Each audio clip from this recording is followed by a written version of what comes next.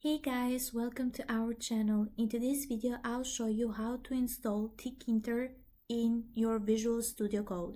First of all, install Visual Studio Code, and after that, I've created a folder in my desktop, which is this one, and I've just write a file over here, import Pygame, just to prove it. You can do it two ways. You can go to extensions over here and you'll have this one, Tkinter, and you can just install it, or you can go over here, go to terminal, new terminal, and give it a little time.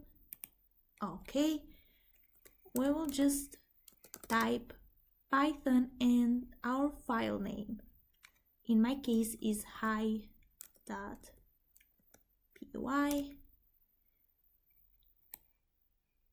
So since this one, it says no such file or directory, we can just install it.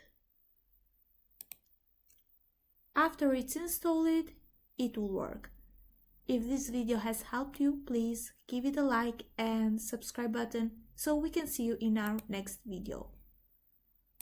Thank you.